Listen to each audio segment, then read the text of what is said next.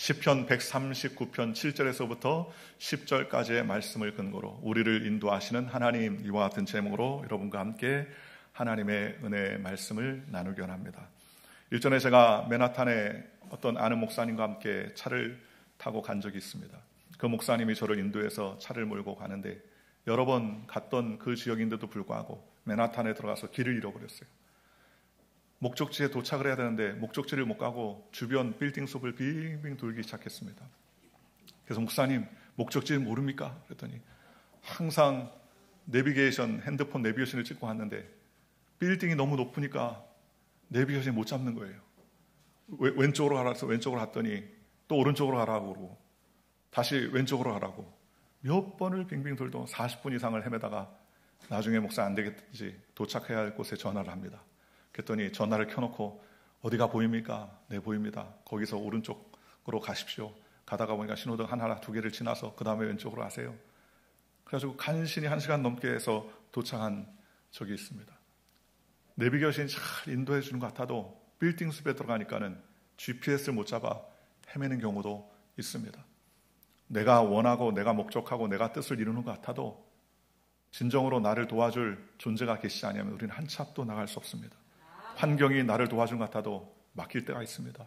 사람이 나의 길을 길라잡이 해줘도 그 문제가 생길 때가 많이 있습니다. 그런데 우리는 세상을 살아가면서 무수한 일을 당합니다. 무수한 일들을 만나죠. 그럴 때 우리의 삶에 올바른 해답과 길을 열어주는 분은 바로 야훼 하나님이 되시는 줄 믿습니다.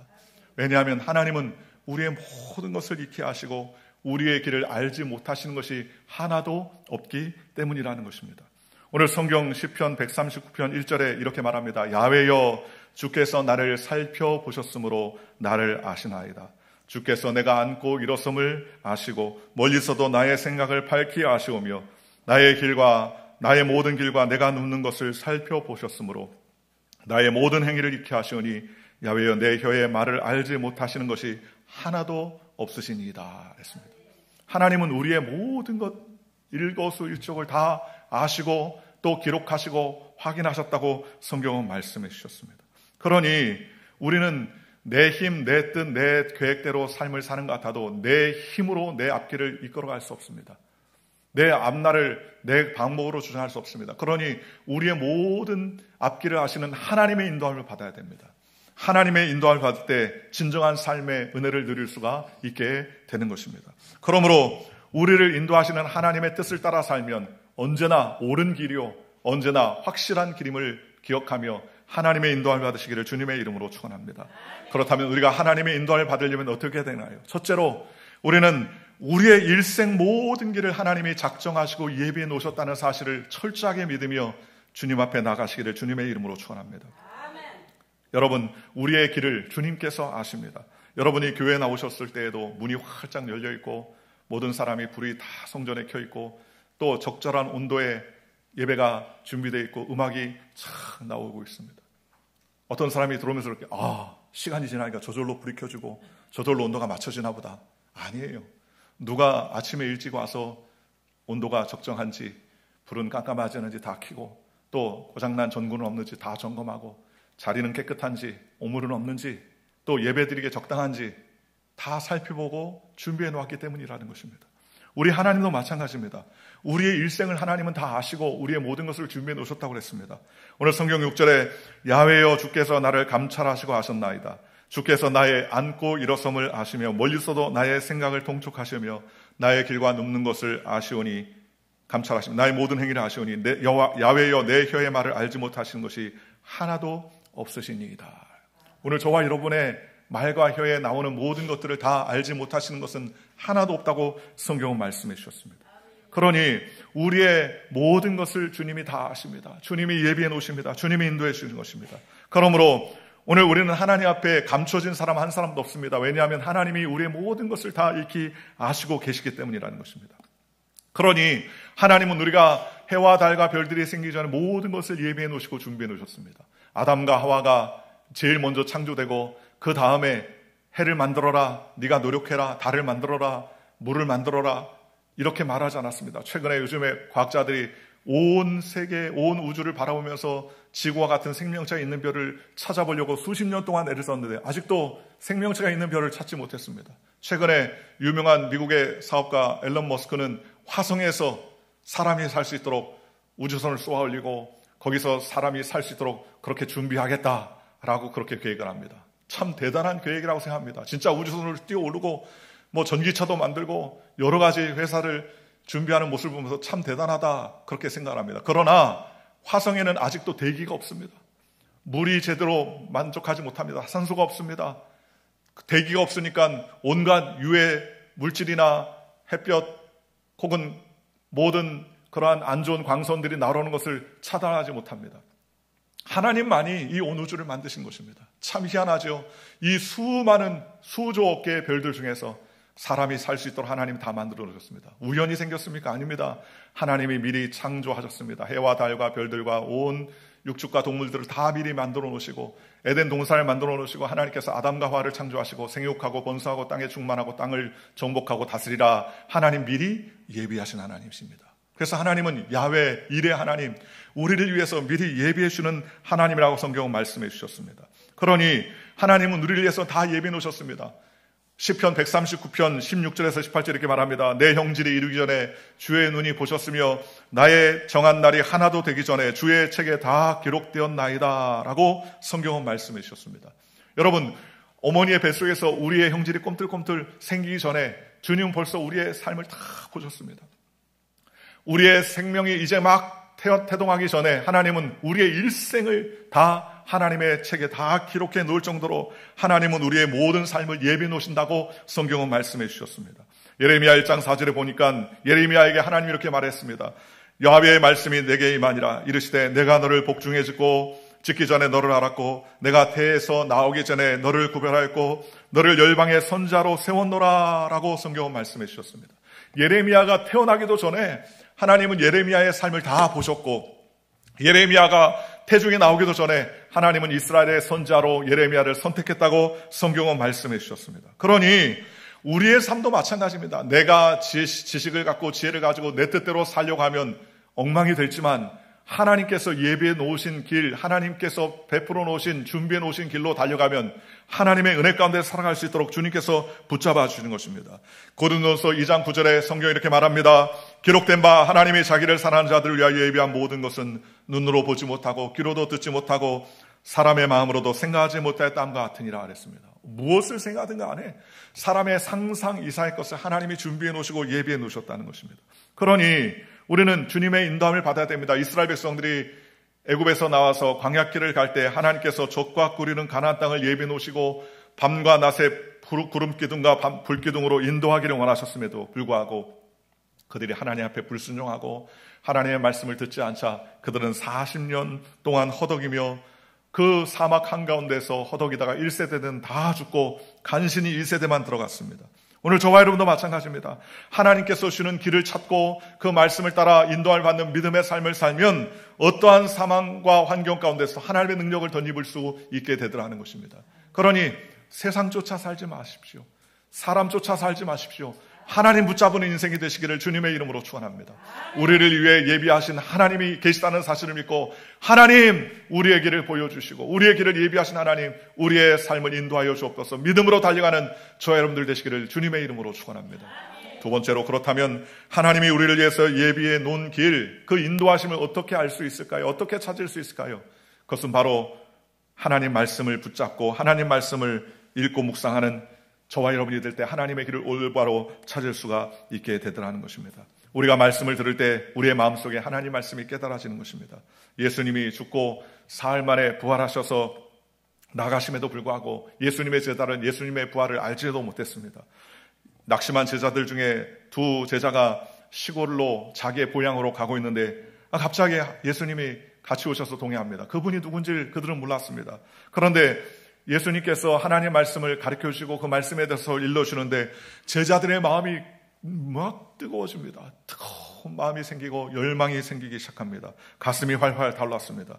야, 어떻게 저 사람 말씀을 듣는데 이렇게 뜨거워질까 하고 생각하다가 그는 잠깐 여관이 되어서 들어가서 식사 함께 한 다음에 이분이 빵을 들어서 축사하고 떼어주는데 아니 눈이 밝아졌어요. 아, 예수님이구나. 죽었다가 부활하신 예수님을 그제서야 그들은 깨달게 되었습니다. 그러고 나서 사라져버렸어요. 그들의 말씀을, 예수님의 말씀을 듣자 그들은 고향으로 가는 길을 멈추고 다시 예수님을 섬기기 위해서 그들은 예루살렘에 모여서 하나님을 섬기는 삶을 살았습니다. 오늘 저와 여러분도 마찬가지입니다. 여러분, 세상에 어떤 이야기를 들어도 뜨거워지지 않지만 하나님 말씀을 들으면 우리의 마음 가운데 소망을 주고 꿈을 주고 은혜를 주고 성령으로 충만케 해주시는 것입니다. 변화를 이끌어 주시는 것입니다. 말씀을 읽으면 깨달음을 주시는 것입니다. 말씀을 읽을 때 하나님께서 레마의 말씀을 주시고 말씀을 읽으면서 우리의 운명을 하나님께서 이끌어 주시는 것입니다. 그러니 우리가 하나님 말씀을 자꾸 묵상하고 하나님 말씀을 자꾸 듣고 하나님 말씀을 읽어야 돼요. 믿음은 들음에서 나며 들음은 그리스도의 말씀으로부터 말미암는다고 성경은 우리에게 말했지 않습니까? 그러니 우리가 하나님 말씀을 들을 때 하나님께서 우리에게 은혜를 베풀어 주시고 기적을 베풀어 주시고 은총을 베풀어 주시고 성령으로 충만케 해주시는 것입니다. 세상 신문을 읽으면 세상의 소리로 충만해지만 하나님 말씀을 읽으면 하나님의 소리로 충만해지게 되는 것입니다. 그러니 우리의 길을 주님 깨닫게 하여 주옵소서, 알려주옵소서, 보고를 열어주시옵소서. 하나님 말씀을 자꾸 읽으면 하나님께서 우리의 길을 인도해 주시는 것입니다. 우리가 잘 아는 영국의 고아의 아버지인 조지 밀러 목사님은 원래 조지 밀러 목사님으로서 고아의 아버지가 될 생각은 없었습니다. 그는 아프리카에 선교사로 가기를 원했고 그 아프리카 지역이 영어를 쓰는 지역이라 그는 영국에서 열심히 공부해서 영어를 습득한 다음에 아프리카 선교사로 가기를 원했습니다. 그런데 그가 학교를 가는 동안 영국은 굉장히 어려운 환경 가운데 있었고 길거리와 고아들과 불황자들이 굉장히 많았었습니다.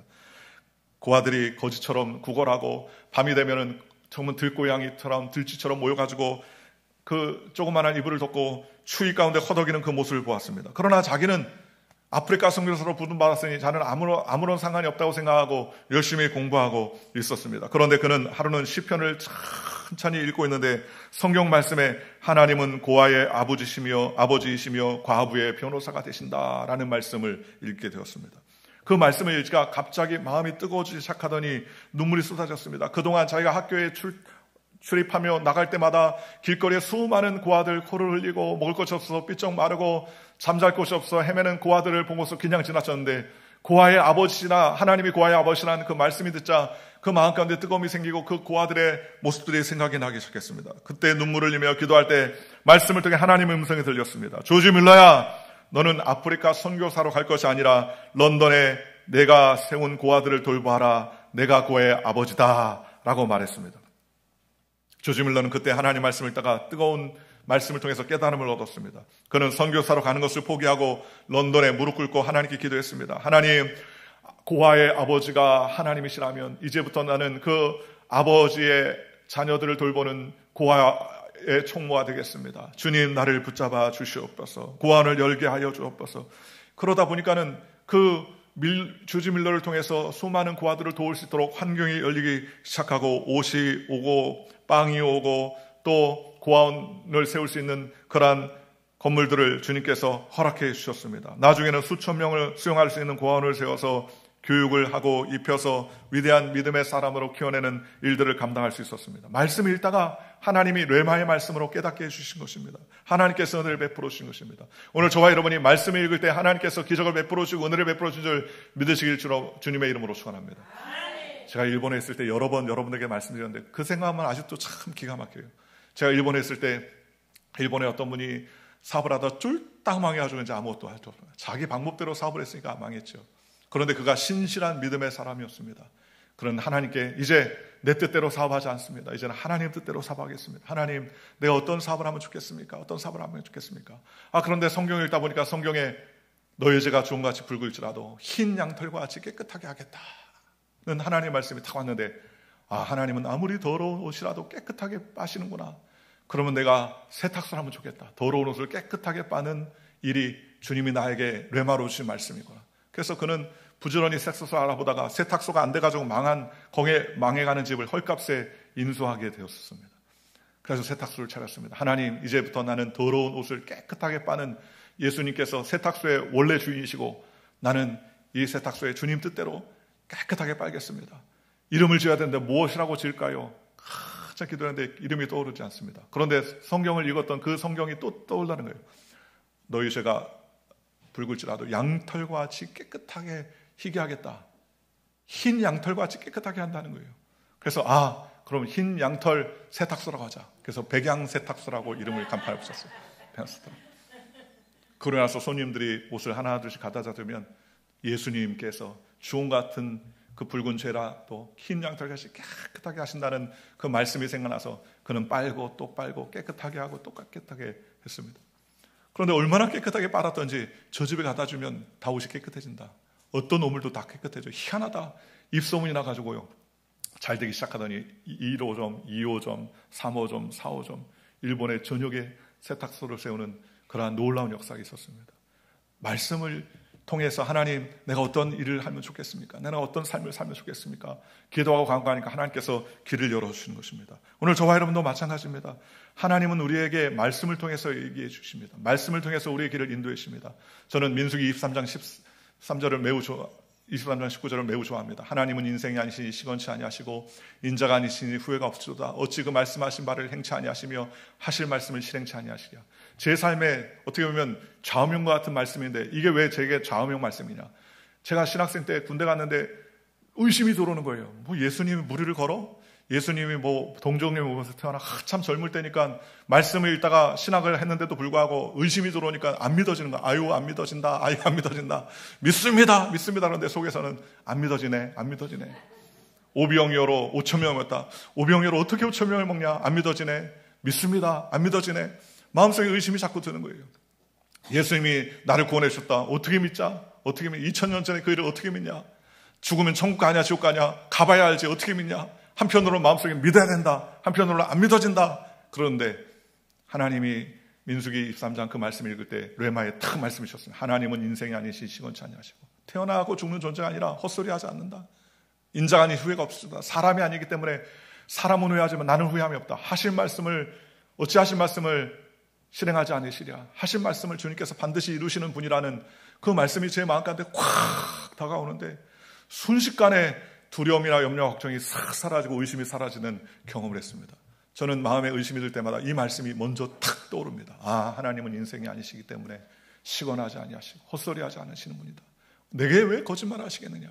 우리는 말씀을 붙잡아야 됩니다. 말씀을 붙잡으면 그 말씀이 나를 하나님의 길로 인도해 주시는 것입니다.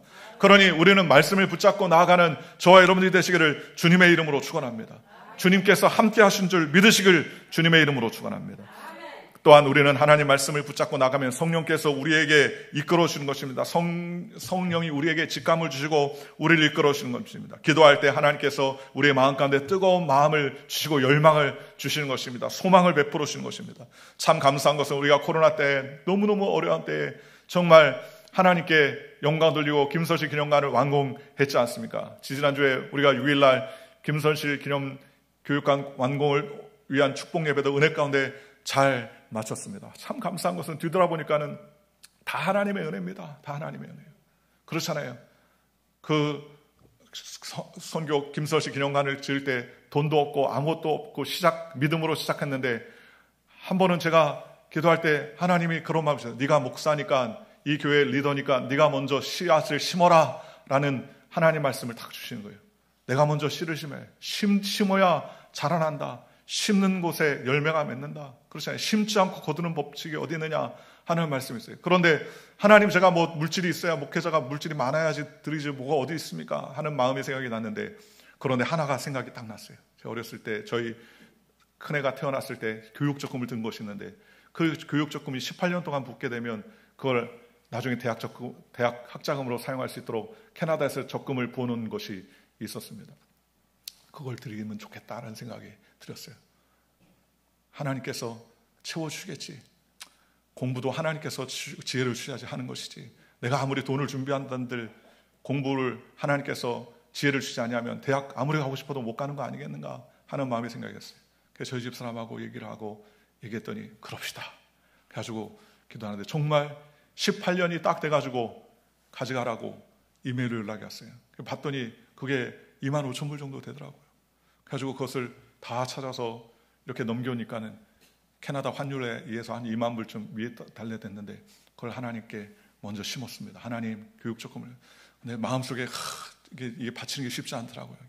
이게 목돈인데 이게 학자금인데 그런 마음이 생겼지만 주여 우리 아들의 주님 지혜를 주셔서 선한 길로 인도하여 주옵소서. 그리고서 하고 아들한테도 동의를 구했더니 아들도 오케이 하는 거예요. 근데 정말 하나님은 공짜가 없으십니다.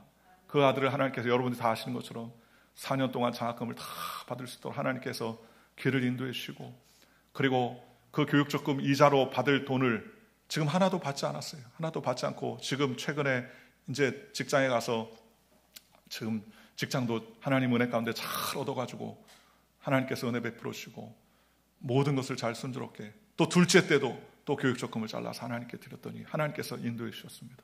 어저께 저희 아들하고 저희 집사람이 통화하는데 첫 월급 2주 동안 2주마다 한 번씩 월급을 받는데 첫 월급을 받았다는 거예요. 그래서 저희 집사람이 11절 보내라 그랬더니 sure 그래서 11절을 보냈어요. 11절을 찾아가지고 헌금 봉투에 지금 놓았습니다. 하나님께 드리면 하나님께서 책임져 주신다 하는 믿음에, 그래서 뒤돌아보니까 하나님께 건축할 때 5만 불을 드릴 수 있도록 하나님께서 지금까지 인도해 줘요. 이야, 감사하구나. 하나님께서 마음의 성령으로 마음을 동하게 하시니까 하나님께서 우리 교회가 뭐 대교회도 아닌데 이 80만 불이 넘는 교육관을 어떻게 지었느냐 뒤돌아서 보니까 하나님이 다 우리 성도들의 마음에 변화를 주고 소망을 주고 꿈을 주고 은혜를 베풀어 주셨습니다. 참 감사한 것은 어려운 때에 하나님의 성전을 지을 수 있는 마음 주신 게 얼마나 감사해요. 왜 짓나? 왜 돈 들어가는 일이 많은데 저런 거 해나? 그렇게 할 수 있을 텐데 그 마음에 어떤 마음을 주냐면, 야, 내 일평생 하나님의 전을 지을 수 있는 마음을 주니 얼마나 감사하냐. 아멘. 다윗이 그렇게 하나님 성전 올려드리고 소원했는데도 못 지었는데 그럼에도 불구하고 낙심하지 아니하고 모든 걸 준비했지 않습니까? 우리는 그렇게 지을 수 있는 마음을 주셨으니 얼마나 감사합니까? 아멘. 아름다운 성전으로 이제 앞에 이스들과 귀한 일꾼들이 계속 자라날 줄 믿고 확신합니다. 성령께서 우리에게 마음을 주시는 거예요. 그 마음에 탁 영감이 오고 부딪히면 하나님께서 인도해 주시는 것을 믿고 하나님께 나가면 하나님께서 책임져 주시는 것입니다. 하나님의 성령에 순종하면 주님께서 기적과 은혜를 베풀어 주시는 것입니다. 그러니 우리는 하나님 마음을 통하여서 성령의 음성을 듣고 말씀을 통하여서 인도받는 믿음의 백성이 되시기를 주님의 이름으로 축원합니다. 그 다음에 우리는 하나님의 인도를 받기 위해서 기도로 하나님께 나가야 됩니다. 기도하면 하나님께서 역사하시고 기도하면 하나님께서 응답해 주시는 것입니다. 이것이냐 저것이냐 우리가 찾을 때 헤맬 때 가장 좋은 방법은 하나님께 묻고 하나님께 기도하고 하나님께 간구하는 것입니다. 간구하면 하나님께서 하늘문을 열어주시는 거예요. 하나님께서 기적을 베풀어 주시는 거예요. 하나님이 하늘문을 열 때 닫을 자 없고 닫을 때 열 자가 없다고 성경은 말했습니다. 주여, 나는 아무것도 없습니다. 나는 지혜가 부족합니다. 약합니다. 그러나 하나님 내 길을 열어주시옵소서. 여러분 손 들고 하나님께서 기도하면 하나님께서 우리의 기도를 다 들으신다고 했습니다. 한번 따라해 주시기 바랍니다. 하나님은 나의 기도를 다 들으신다. 우리의 기도를 다 들으셔요. 우리의 기도를. 우리의 신음도 들으신다고 성경은 말씀해 주셨습니다. 그러니 우리는 하나님께 기도하는 저와 여러분들 되시기를 주님의 이름으로 축원합니다. 기도하는 장로님 중에 신일덕 장로님이라는 분이 계십니다. 대한항공의 수석 기장이자 항공 선교사인데 그는 40년 동안 21,200시간을 비행하면서 1만 명이 넘는 사람들에게 복음을 증거하는 할렐루야 캡틴으로 불렸어요. 비행기가 이륙하기 전에 항상 그는 기장을 통해서 할렐루야 신기덕 기장입니다. 이 비행기는 하나님이 동승하고 계십니다. 여러분 편안한 여행이 되시기를 바랍니다. 할렐루야 그렇게 해서 인사를 하는 거예요. 그런데 기내 방송에 불만을 품은 사람들이 회사에 항의 시작했습니다. 상사에게 불려가 혼인하고 다시는 하지 말라고 주의를 받았습니다. 그러나 그는 굽히지 않고 할렐루야 안녕하십니까 하나님이 이 비행기에 함께 하십니다 할렐루야 그러면서 항상 그렇게 이야기했습니다. 그러자 회사에서 도저히 안 되겠다 하며 사람 태우는 비행기 타지 말아라, 동물들 타는 비행기나 태워라. 그래가지고 동물을 실어나는 화물기 조종사로 보내버렸습니다. 그런데 놀라운 것은 그 동물을 실어나는 화물기에서도 할렐루야 이 비행기는 하나님이 함께 하십니다. 여러분을 안전하게 모시겠습니다. 또 할렐루야 그러면서 이야기하는 거예요. 그렇더니 옆에도 부기장이 그 소리를 누가 듣는다고, 동물들이 누가 듣는다고 그런 이야기를 하냐 그랬더니 그는 이야기하기를 동물들이 인솔하는 책임자들이 있지 않느냐, 그 사람들도 하나님이 함께 하신다. 똑같이 계량방송을 했습니다. 그런 이야기가 자꾸 들어가자 회장 귀에 들어가가지고 불려가게 됐습니다. 괘씸하다는, 말도 안 듣는다 그래가지고 회장 들어가. 그런데 회장이 누군지 얼굴 좀 보자고 불려갔는데 당신은 왜 자꾸 할렐루야 하나님이 여기 계십니다 자꾸 이렇게 종교적인 얘기를 하냐고 그렇게 이야기했습니다. 그랬더니 그가 이야기하기를 하나님께 기도하니까 비행기가 안전해집니다. 어떤 어려움 속에서 하나님을 붙잡으니까 하나님께서 비행기를 안전하게 하니까 제가 그렇게 이야기할 수밖에 없죠. 그랬더니 저를 아주 두채나지는 철저한 불교신자인 그 회장이 그렇다면 허락해도 좋다. 비행기를 안전을 위해서라면 허락해 주겠다. 그래서 그는 은퇴할 때까지 할렐루야를 열심히 외쳤다는 거예요. 한 번은 그가 어려운 가운데 있었습니다. 그가 이렇게 복음을 전하게 된 거는 1.4 후퇴 때 안동으로 피난 가서 미군 부대 밑에서 구두를 닦았는데 구두를 닦고 나면 식빵을 가져다 줬답니다. 그러면 식빵을 온 가족이 나눠 먹고 간신히 살았다는 거예요. 그런데 그 비행기 부대였대요. 미군 부대가 비행기 부대인데 조종사들이 그렇게 구두를 닦고 왔답니다. 그러면서 자꾸 조종사를 보니까 나도 저 사람처럼 조종사 파일럿이 되고 싶다는 그런 꿈을 꾸게 됐다는 겁니다. 그러면서 고등학교 시절 새벽종을 울리면서 열심히 기도했는데 어느 날 환상 가운데 흰 옷 입은 분이 나타나서 넌 무엇이 되고 싶냐라고 물어보더라는 겁니다. 그래서 그는 구두 닦기 시절인데 고등학생인데 저는 비행기 조종사가 되고 싶습니다. 그랬더니 그분이 그러면 새벽 기도를 해라. 새벽 기도를 해라. 새벽 기도를 해라. 3번이나 말씀하시고 사라지셨다는 거예요. 그래 그때부터 꿈을 이루기 위해서 새벽 예배에 나오셨다는 거예요. 5시에 새벽이었는데 자기가 종을 치고 그러고서 농업고등학교를 다녔는데 선생님이 자기가 파일럿이 되겠다고 하니까 원서를 안 쓰대요. 너 실력으로는 파일럿 안 된다. 그러니까는 꿈도 꾸지 말아라. 그런데 아버지가 어느 날 국립항공대학 원서를 가지고 왔다는 겁니다. 학교에서 되지 않는데 원서 안 써주는데 아버지가 가져왔대요. 그래서 원서를 접수하고 신체 검사를 하는데 신체 검사는 잘 적합하다고 판단됐습니다. 그런데 필기시험을 보는데 모르는 게 너무 많더라는 거예요. 그래서 너무나 시험 치고 왔는데 낙담이 되더랍니다. 그럼 밤새 눈물을 흘리면서 하나님 나를 붙여만 주십시오. 붙여만 주면 주님 위해 살겠습니다. 그러면서 했는데 보니까는 합격 통지서가 날라왔어요. 간신히 붙어가지고 턱걸이로 붙어가지고 했는데 학교도 놀라고 사람들도 다 놀랐습니다. 농업고등학교를 졸업했는데 항공대학에 들어갔으니까요. 그래서 학교에 들어갔는데 실력이 너무 부족하더라는 겁니다. 그래서 밤잠을 못 자고 공부해서 3학년 올라가 비행기 시술 받기 위해 비행기를 타면서도 기도했어요. 주님, 제가 이제부터는 무엇을 해야 합니까? 그랬더니 하나님께서 그에게 말하기를 너는 1만 명을 전도하라 라고 하시더라는 겁니다. 그래서 그때 할렐루야, 아멘! 나는 이제 1만 명을 전도하는 조종사가 되겠다 하면서 그렇게 지나게 됐습니다. 그런데 한 번은 그가 큰 어려움을 당했게 됐답니다. 사이판에 신혼부부를 태워가는 그런 비행기를 몰고 됐는데 60명이 넘는 신혼부부를 몰고 사이판에 가는데 평상시처럼 비행기는 하나님이 함께 하십니다. 이 비행기 하나님이 동행하고 계십니다. 할렐루야! 그러면서 비행기를 몰았는데 공항 근처에 열대성 기후로 인해서 천둥 번개를 맞아 비행기에 불이 났습니다.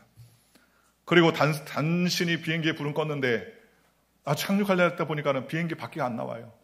문제가 생겨서 안 나옵니다. 그런데 간절히 비행기 그 핸들을 붙잡고 기도하는데 옆에 탔던 부기장이 골수 불교 신자라 기도한다고 되냐고요. 기도 안 되냐고 그러면서 비아냥거리더라는 겁니다. 그러자 그는 기도하면서 그랬답니다. 주님, 오늘 저 부기장이 완전히 깨지게 하여 주시옵소서. 기적을 베풀어 주시옵소서. 하나님의 기적을 보게 하여 주옵소서. 눈물을 흘리면서 기도했어요.